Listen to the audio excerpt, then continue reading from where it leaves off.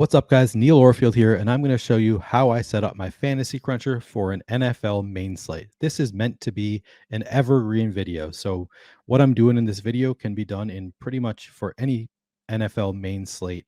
This will be for the week 9 main slate in 2022, but I think the things that I'm doing here are really going to be applicable for any NFL main slate going forward. I think I'm just going to make this video one time for this slate, but again, everything I'm doing here is applicable to every NFL main slate.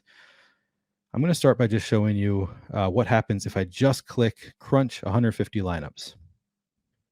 So using my projections, which are the Stokastic projections, I'm just going to click. Actually, I'm going to start by making sure I'm on the right slate. Okay, so this is showing currently Thursday through Monday slate. I just want to be on the main slate, which is the game starting at 1 o'clock, 10 games on November 6th. All right, so now I'm on the main slate, and I'm going to crunch out 150 lineups without doing anything to my settings. Spitting out 150 lineups right now, and what you're seeing, these 150 lineups are the best projected lineups you can possibly make. If you don't do anything to your settings, it's just going to give you the best 150 lineups by projection that are possible. The one exception being I do have it set to 0 players against my defense. So theoretically, there could be higher projected lineups with a defense going against players from the team. The default is set to 0. I just left it at that. But other than that one stipulation, these 150 lineups that are being generated right now are the 150 top projected lineups. You can see it's taking a little while. That's what happens when you don't have any randomness on. If you do put some randomness on, it makes lineups much quicker. But when you don't have randomness on, it does take a little bit longer to generate lineups. But I can explain why I'm doing this. You can see if you look at the player set over here, how much I'm getting to of some players. Ramondre Stevenson, 95% currently. Travis Etienne, 93%. Josh Allen, 81%. So you could just run out this 150 lineup set in a GPP. I would not recommend it. And the reason I wouldn't recommend just crunching out the 150 best projected lineups, well, there are a couple reasons. The main one being this is really risky. Just looking at these lineups, Ramondre Stevenson, 95%, Travis Etienne, 93%. That's really risky to have all of these players in so many of your lineups. That means that if any of these players fails, it's going to just crash a whole section of your lineups. You're probably not going to return much at all with this set of lineups that have so many players that are similar to each other. Another reason is there's no correlation in these lineups. So actually there is in this particular set. Josh Allen is correlated with Stephon Diggs. So even without doing anything to make that happen, it is happening in this lineup set. But a lot of the times you will see lineups. Here's an example. Josh Allen at quarterback doesn't have any wide receiver with him. So you're not correlating your lineups, and you're unlikely to hit a real upside in this lineup set. And also every player in this lineup set is probably going to be relatively chalky. You can see actually Kendrick Bourne is coming out. He projects really well for us this week. Sammy Watkins projects fairly well. So we do have a few guys in these lineups who aren't projected to get a ton of ownership, but are still making it into our top projected lineups. So that's not the worst thing in the world. Some weeks it'll be a lot worse than this, where you're going to see lineups where the top projected lineup is going to be all players projected for 20% or more ownership. This lineup is somewhat chalky, but we don't have any major chalk this week.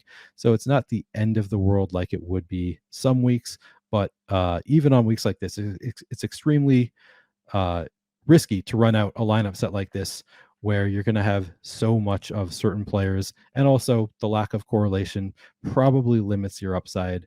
These are more likely going to be lineups that have a shot at min cashing, but you're not really hitting that correlation ceiling like you would if you are fully correlating your lineups with, the quarterback, with receivers, and with run backs, and doing other things to really try and hit an upside in your lineups. You're just basically producing 150 relatively chalky lineups that are going to project well and probably have a good shot at min cashing, but probably don't have any real shot of winning a tournament. I should have said this at the beginning of the video. This video is going to be geared towards large field GPPs.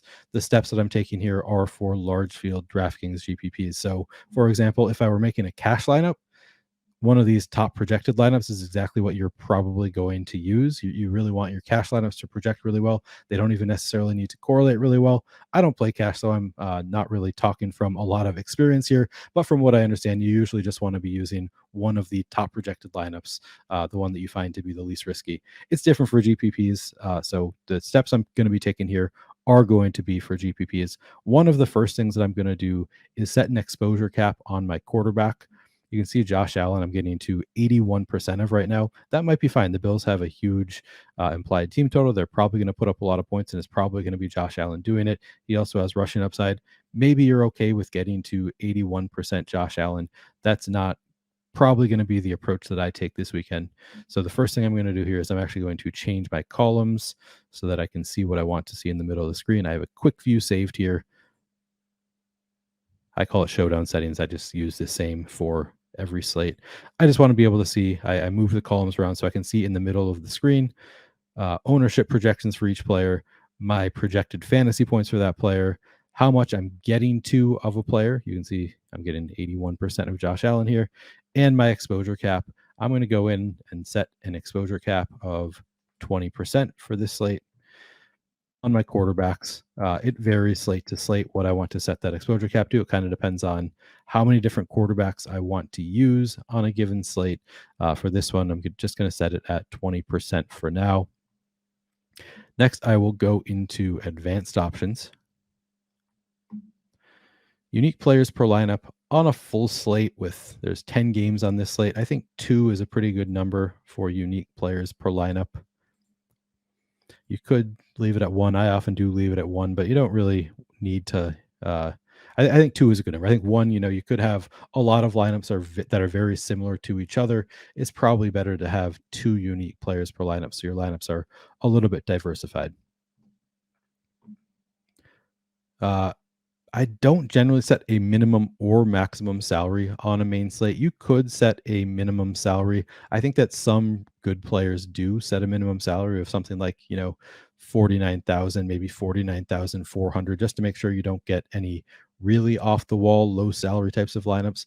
But I'm not going to use a ton of randomness. And in general, I want to let Fantasy Cruncher do its thing. So if a lineup that, costs 48,800 in salary projects better than a lineup that costs more in salary, I'd rather just use a lineup that projects better. So I'm not going to set a minimum or maximum salary. If you've watched my showdown videos, you know that I set a maximum salary for showdown lineups, but that's for the purpose of getting unique lineups.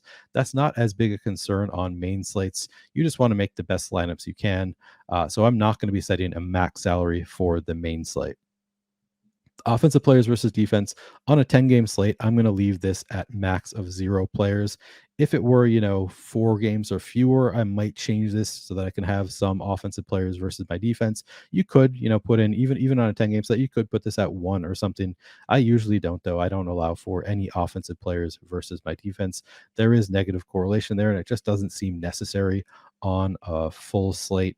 The one exception would be maybe sometimes for like last week, we had Sam Ellinger cost $4,000 and was playing against the best defense option salary wise, point per dollar wise in the Washington Commanders. That would have been an example where I could have maybe played Sam Ellinger and the Washington defense in the same lineups just because the price was so low. I was even running Sam Ellinger sometimes out there without any wide receivers or pass catchers from his own team. Maybe you throw some correlations out the window in that case, but that's a little bit tough to do because if you want it to be the case just for Sam Ellinger, I would have to, change this to max 1 or max 2 or whatever, and then make a million groups for every other defense or for every other quarterback and say, don't play the opposing defense against this quarterback. And it's just not worth my time. I think it's easier just to leave this at 0 offensive players versus your defense. Global exposure cap, I have set to 100%. I leave that at 100% and, make sure I get to the exposures I like in different ways. Again, you did see I for quarterback specifically, I set the exposure cap to 20% so I get some diversification among quarterbacks. Randomness. So in that crunch that I just ran, didn't have any randomness on my players. I'm going to change that now I'm going to use 30% randomness on a main slate. Just makes it easier for me to use a relatively low number for randomness. I like to have some randomness involved, but I also like to keep it relatively low so it's easier for me to adjust things to get to exposure levels that I like. Guys, we have a great offer for new users only. You can get full access to everything Stokastic has to offer for NFL for 3 days free. Projections, ownership, 1v1 tools, lineup generator, top stacks tool, all free. Zero risk. Sign up now. The link is in the description of this video. Note that Fantasy Cruncher is an add-on and is not included in this offer. Thumbs up, thumbs down. I'm leaving at 8%. That means that if you give a thumbs up, it's going to adjust a player's projection by 8%. If you give a thumbs down, it's going to adjust a player's projection down by 8%. 2 thumbs up would be 16%, etc., etc. I don't do anything with this number of weeks. I'm using the stochastic projections. That does not matter. Players from each team max. I generally set this to 4 for a main slate. So I could, potentially have quarterback with 2 pass catchers and the defense all from the same team. I think that's a fine number for a full slate. I don't often have 4 players all from the same team. This also means that I max out at quarterback plus 3, pass catchers or running backs from the same team. Typically, I leave that at 4. The next thing that I do, so if you watched again my showdown videos, I work in groups a lot. I do more of my work for a main slate using lineup rules. And the first rule that I want to create is stack quarterback with at least 2 wide receivers or tight ends from the same team. But I am going to have some exclusions here. And the exclusions are going to be teams where the running back is very involved in the passing game or the quarterback gets a lot of fantasy points on the ground. So I'm going to go exclude here, and then I'm going to add a number of teams. I'm just going to look at, I took some notes. Generally I do this more by feel. I actually took some notes for the sake of this video, so I didn't make any bad correlations here. So I'm going to start adding some teams that I would like to include the running back as well. So these are just teams where the running back gets a lot of targets. So I'm going to add the Chargers, the Bengals, the Bucks,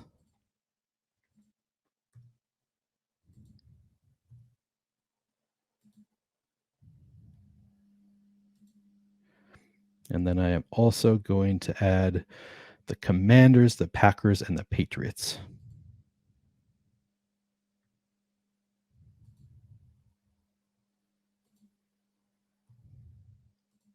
So these are teams that have running backs that have received a certain threshold of targets so far this year. I'm going to make a separate group for these teams that say at least 2 players of wide receiver, tight end, or running back. So the running back can also be included in the stack for those teams. And then I'm also going to exclude the Bears, the Bills, the Cardinals, and the Falcons.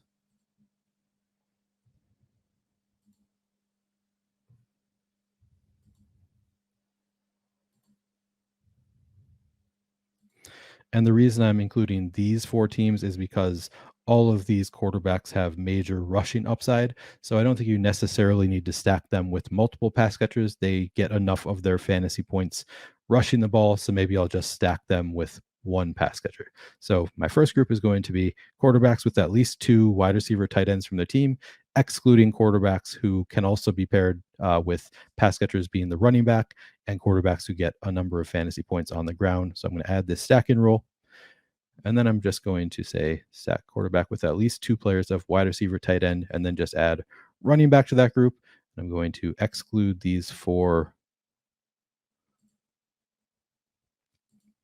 rushing quarterbacks. So now I'm just making a group that says at least 2 of wide receiver, tight end, running back for these 6 teams that pass the ball more frequently to their running backs. Add that stacking rule. Wait, sorry, I'm going to change this to include only. So the first group, I'm excluding all those teams. For this group, I'm including only these 6 teams. And then make another group, stack quarterback with at least 1 player of wide receiver, tight end. And these are going to be including only our 4 rushing quarterbacks. So that's Josh Allen, Kyler, Mariota, and Fields are 4 rushing quarterbacks with these guys. I'm still going to force in at least 1 pass catcher for these 4 quarterbacks, but I'm not going to force in 2 because they get so many fantasy points on the ground. All right, and then I'm also going to make a group stack quarterback with at least 1 player of wide receiver, tight end, or running back from the opposing team. And I'm going to exclude a few teams from this where I'm not going to require a run back. And again, I took notes on who I'm going to include in this group. And the teams where I'm not going to include, where I'm not going to force a run back are going to be Miami, because Chicago has a relatively low implied team total, and Justin Fields also, can do a lot of damage on the ground. So maybe his pass catchers don't necessarily get there. I'm going to include the Bills because there's a huge spread. I'm not sure that the Jets necessarily need to get there for Josh Allen to put up a big game. The Bengals also has a large spread, so I'm going to include this in that group as well. So it's just going to be Miami, the Bills, and the Bengals in this second group.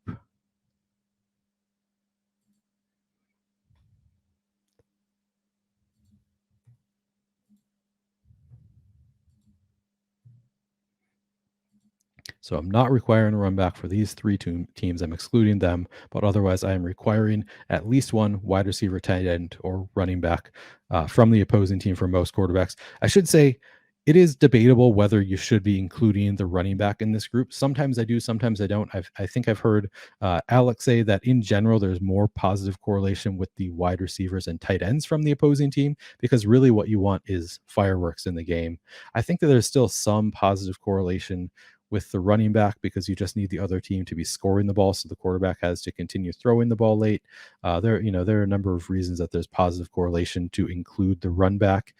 But it is debatable. You might want to make this group without including the running back, because generally the running back, if the other team is running the ball more, it's slowing the game down a bit. So you'd prefer to have wide receivers and tight ends on the run back. You could just exclude the running backs from this group. I generally include it. And again, that's in part just because I want to allow Fantasy Cruncher to make positive, well-projected lineups, and just putting fewer restrictions on it works better. So including the running back as a potential run back, puts fewer restrictions on the lineup.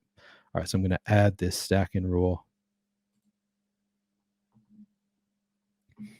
All right, that'll do it for stacking rules. And I'm also going to add 1 positional limit rule. So this is the other tag up here at the top, other tab.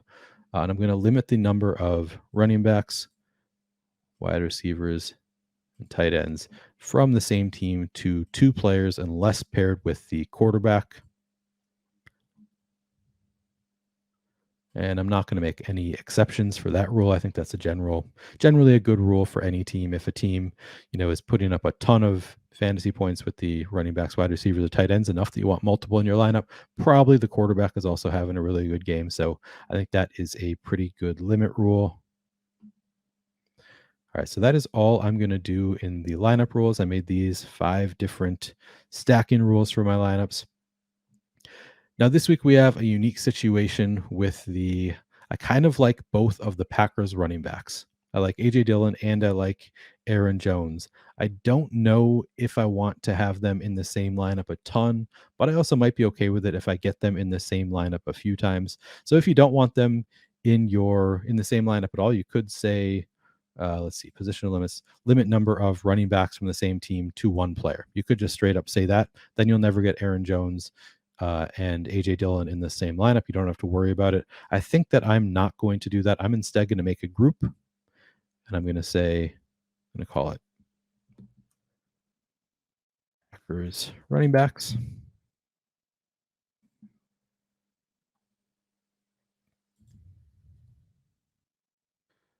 Add Aaron Jones.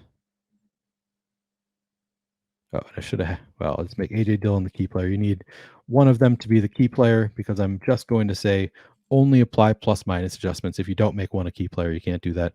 And then I'm going to give a negative boost to Aaron Jones in lineups that have AJ Dillon in it. maybe 6% boost negative. I don't know exactly what I need it to be. I don't think it's a huge concern. Like I'm going to run into it a lot anyway. But for now, I'm just going to say a little bit of a negative boost to Aaron Jones in lineups that have AJ Dillon so that I don't get a ton of both of these guys in the same lineup.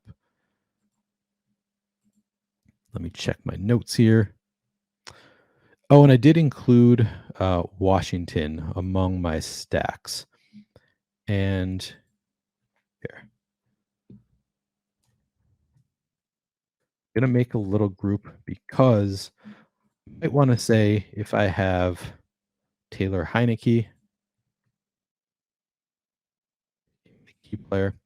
So Brian Robinson is not very involved as a pass catcher. It's both J.D. McKissick and Antonio Gibson are. So I wanted to include the rule that Taylor Heineke only has to be paired with can be paired with running back in part of the stack, but I don't want to include Brian Robinson in the stack. I just want it to be Antonio Gibson and J.D. McKissick potentially. So I'm going to make a little group here. And I could just say if you have Taylor Heineke, don't play Brian Robinson. I don't know that I want to necessarily go that far. So I'm just going to make a secondary group here with McKissick, Robinson, and Gibson in the secondary group. I'm going to only apply plus minus adjustments, and I'm just going to give slight positive boost to McKissick and Gibson, slight negative boost to Brian Robinson. Probably could have just said no Brian Robinson if you have Taylor Heineke. Might have been easier. Again, I try to be not extremely restrictive, especially because who knows what's going to happen between now and Sunday. I don't want to make a rule and then forget about it. So I'm just going to do this for now. Those are going to be the two groups that I make. There are a bunch of different groups that you could make here for, to maximize your correlations. You could say among the highest owned players. Let's see, where's ownership projections? Okay. You could make a group that says, add in these 8 players and say at most 2. That's a group that you could make just to avoid having extremely chalky lineups. Or you could make a group where you say, if you are playing T. Higgins, give a boost to Carolina pass catchers. That's a group that you could make. If you are playing Justin Jefferson, give a boost to Curtis Samuel or Terry McLaurin because they're playing each other. There's positive correlation between the opposing wide receivers. If one wide receiver is doing really well, that probably means the other team, the teams are moving the ball. The other team is going to have more opportunities. So there's, a little bit of positive correlation in wide receivers on opposing teams. You could say, if you are playing Dalvin Cook, give a little bit of a boost to the Vikings defense because generally there's a little bit of positive correlation between running backs and the team defense. I don't really mess with other micro correlations like some people do. It might be a good idea. I haven't found it to be completely necessary. So I am not going to make any other groups. I'm just going to stick to those groups.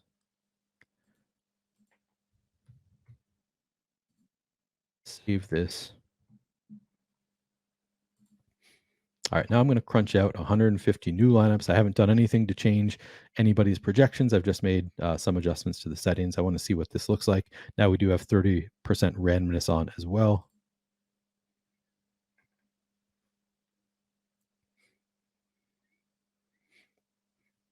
And you can see we've mitigated the problem to some extent of getting, 94% of certain players. We are still getting a ton of Ramondre Stevenson, Travis Etienne, Bucks defense. Actually, that's the second thing I usually do. So I showed you that I set an exposure cap on quarterbacks.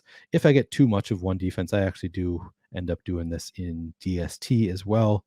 And you could do the same thing. 20% is probably fine to hit a max. You could set this to 10%. I'm usually okay with getting to 20% of a given defense if they project well enough. So now I'll crunch it out again.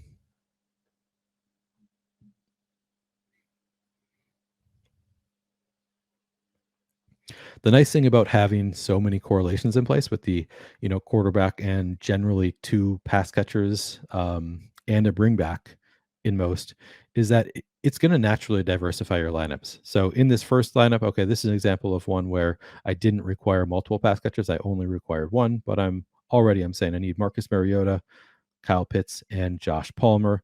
And then this second group is automatically going to be pretty different because I'm requiring Josh Allen. It's another one where there's only one pass catcher from the team because Josh Allen is a rushing quarterback, but I'm requiring Josh Allen with one pass catcher. And then I'm going to, I didn't actually include a bring back in that group. So maybe not the best example right there. Here's one: Aaron Rodgers with Sammy Watkins and Aaron Jones. And then with the bring back with Amon-Ra St. Brown. So we're looking at some natural diversity because I've set a cap on my quarterbacks and I have so many rules related to the quarterback that there's, naturally my lineups are looking fairly different. They're not just 1v1s from each other. That's why I don't usually have to worry that much about 1v1s and 2v2s, although maybe I would among my Marcus Mariota lineups, for example, maybe those would be closer to each other.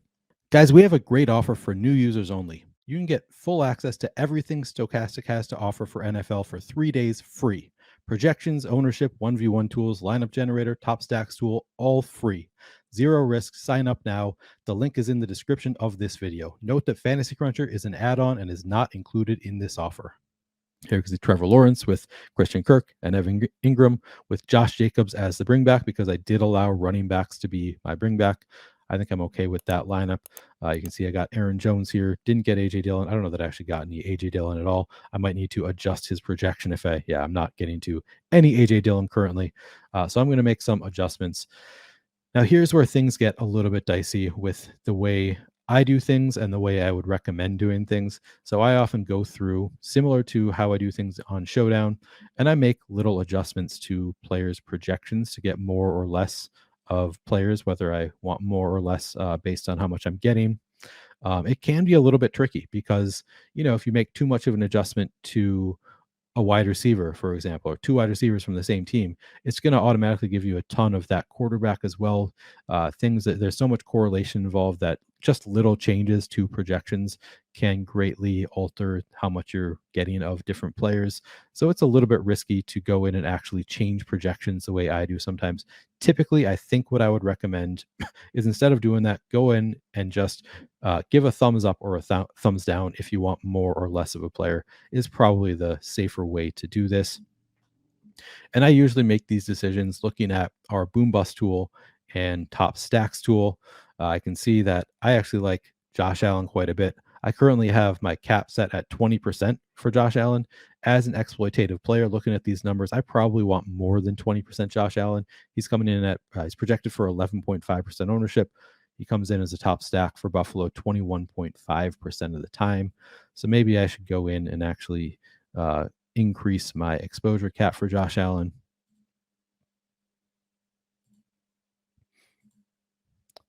And I'll say 30%. I also am sort of questioning my group, only requiring one pass catcher with Josh Allen.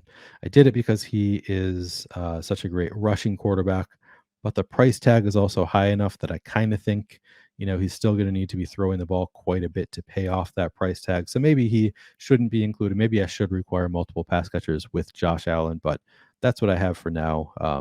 I think it's probably okay either way. And then as far as running backs go, I mean, you saw it. I'm getting 63% Ramondre Stevenson, 37% Aaron Jones. That is a massive number of both of those guys. I'm really not diversifying my running backs much at all. There are different ways you can handle this. You could set an exposure cap. I mean, I showed you I did not set any kind of exposure cap. I usually don't. That would be one way of saying, I don't want to get to 63% of Ramondre Stevenson. You could just change your exposure cap here to the individual player. Say maybe you don't want more than 30%. You could just change this to 30. Naturally, that ownership will then be redirected to other players. That is an approach you could take. That's not what I do.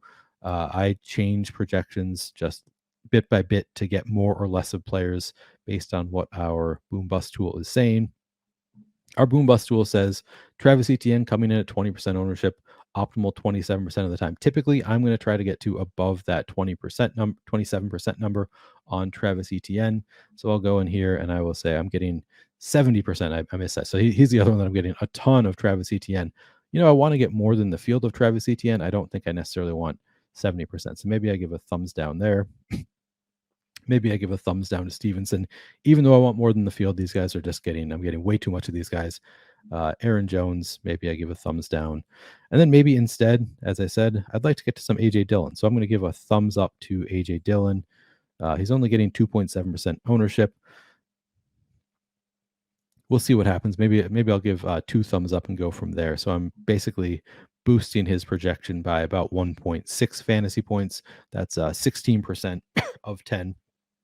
So I'm giving him a little bit of a boost in projection. Might need to give even a little bit more. I can actually see already that I will need to, that this even 3 is probably not going to be enough, because I look here, Devin Singletary, same price, and he's projected for over 3 more fantasy points. So even 3 thumbs up, which is going to boost him by 2.4 fantasy points, he's going to project worse than Devin Singletary. And he's probably not going to make it into my lineups.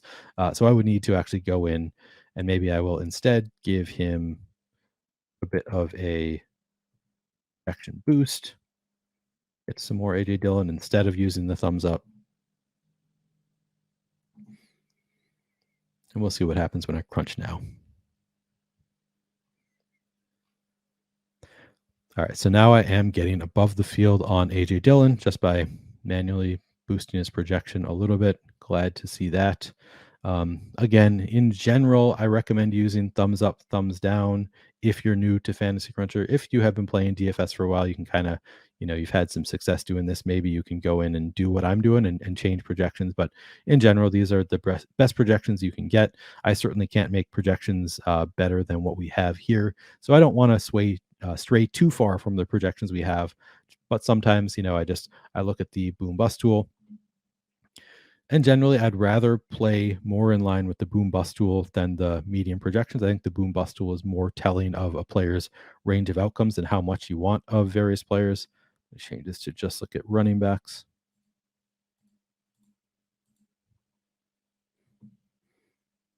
And AJ Dillon, we actually have slight negative leverage on that 2.7%. We have him optimal 2.3% of the time.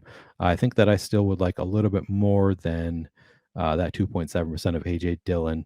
Typically, a lot of decisions I'm making are in line with what the tools are saying. Occasionally, I will go away from them slightly. Kenneth Walker, here's an example. We have him owned 15%, optimal 18%. What am I getting of Kenneth Walker? Getting a 36%. Okay, so I'm getting a ton there already. Are there any players that have positive leverage that I'm not getting to a lot of? Tyler Algier. This is probably dependent on whether Cordarrelle Patterson comes back, but if he doesn't come back, it looks like we have positive leverage on Algier. 2.2% owned, 7.7% optimal.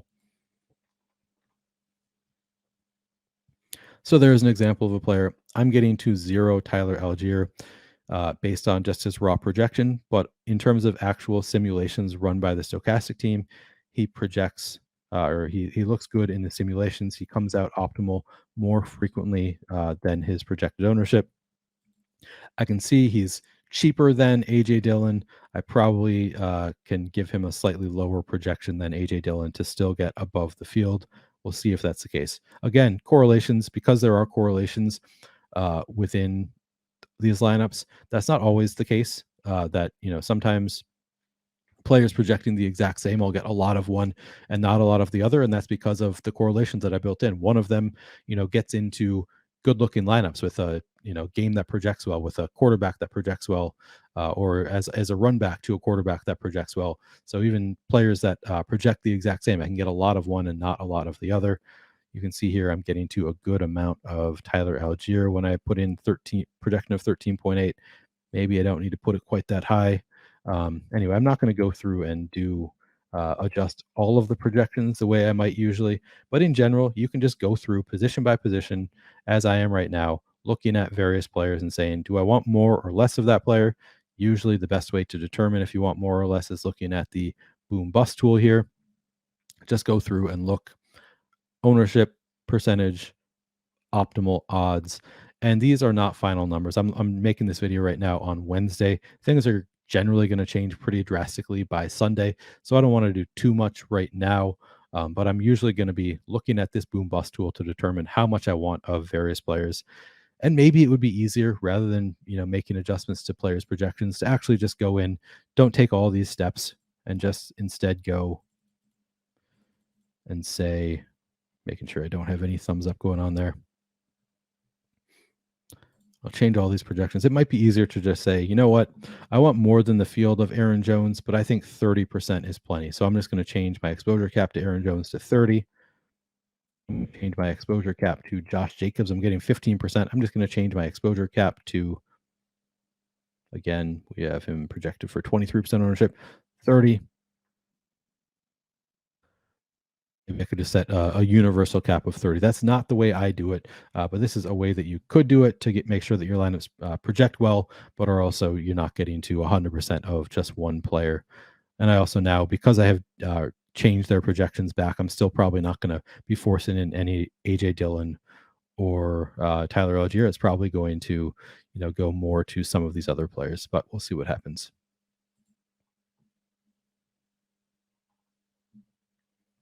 Yep, because I didn't set the cap on Travis Etienne or Ramondre Stevenson. Those are probably the ones that I most need to. What if I set the cap on all running backs at 30%?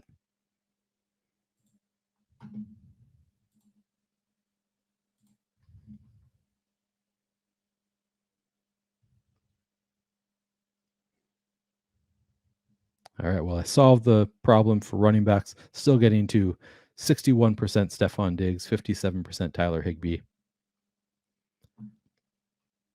And the reason that I don't usually set this universal cap across all positions is I do have concerns. If you look in advanced options, so this is after each lineup is created. So then if you do set the cap, or actually I'm just going to go ahead and show you.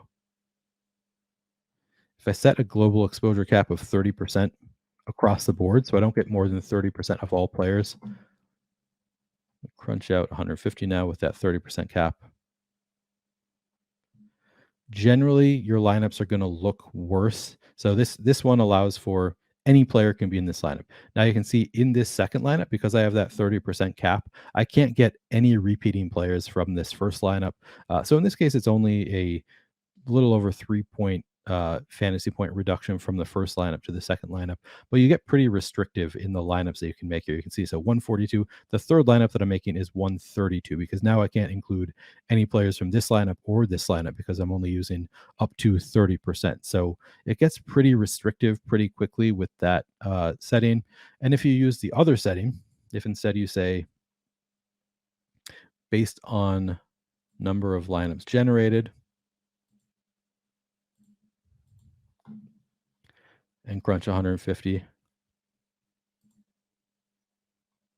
Now, early on, you can get repeats of the same players, but you're going to have high correlation between a lot of the players that project really well. So Josh Allen, Travis Etienne are going to be highly correlated. So you're going to see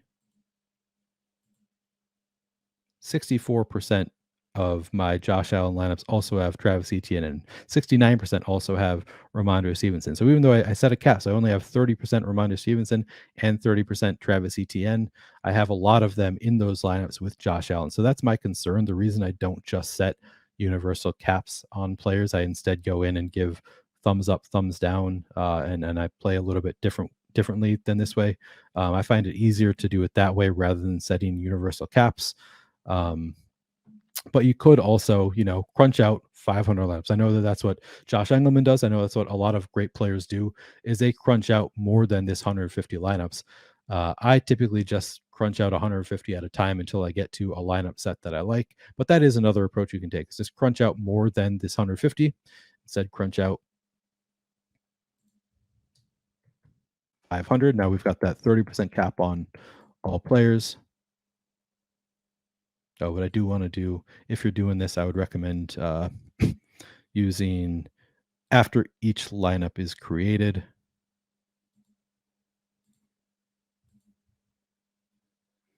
So you don't run into that same correlation problem where all the best projected players are coming in the first 30% of your lineups.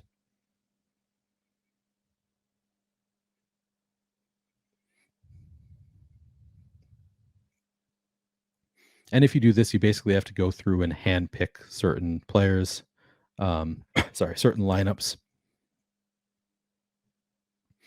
And this is the way I used to play, 3 years ago or so, and you can have success doing this for sure. A lot of great players do it like this.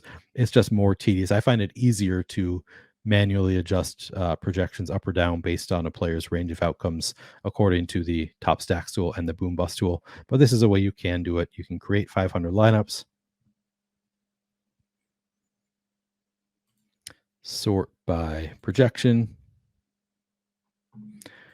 and then you can do things like, you know what, I want a certain number of Josh Allen lineups. Right now, if I could just pick 150 Josh Allen lineups, if that's what I want to play, but you can click this and then just go through your Josh Allen lineups and delete the ones that you don't want. Again, this is not the way I approach it, but this is certainly a viable way to go through and just pick out, the 30 Josh Allen lineups that you want. If you want 20% Josh Allen, you could just go through and pick out your 30 favorite Josh Allen lineups, but it's a little bit more work.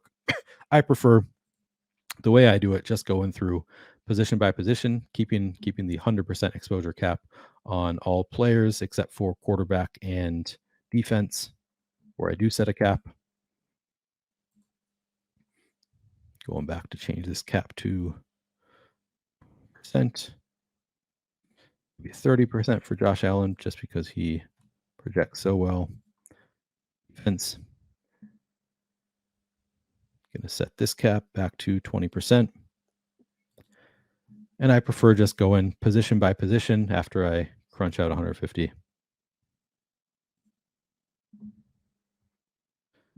I prefer just going by position, looking at how much I'm getting of various players. I can see I'm getting more Tyler Higbee than I want. I certainly don't want 50% Tyler Higbee. I would just go in and either give a thumbs down. Generally, that's not what I'm doing. I'm going through. I find it easier to track projections relative to salary and ownership just by changing the projection itself. But I'm still always keeping in mind what the actual top original projection is. And I'm also keeping in mind the boom bust tool as I'm making these decisions. So that's really all I do. This is all I do to set up my fantasy cruncher for a main slate. I make these groups. I make these changes to the defaults in the general tab. I make some lineup rules. And sometimes there are some weeks that I don't even make groups. I know some people make a ton of groups, and you certainly can find more positive correlations. I don't necessarily think that it's something you need to do. It's not something that I generally do, making a ton of groups, but it is something you could do to make different lineups. For me, this is all I do, and then I go through position by position, looking at ownership projections and figuring out how much I want of different players until I have exposures that I like. And again, you've seen I already set up all my correlations within the lineup rules, so my lineups are going to correlate the way I want them to. And then once I change my exposures, once I change projections to get to exposure levels that I like, I'm going to have a pretty good looking lineup set that's going to be well correlated, and it's going to be the players that I want at the numbers that I want. That's all it really takes for me. Again, you could go in and make different correlations. You could set caps on different players. You could set caps on the number of players you get from a certain group. There are a lot of different ways to use Fantasy Cruncher to make great lineups. This is just the way I approach it. And it's always evolving too. This can change, week over week. I might change my approach a little bit, but this is generally the approach that I've been taking for the past couple of years, and I've had some success with it. So hopefully you can too. I hope you can find some success using this or a similar approach this weekend. Good luck.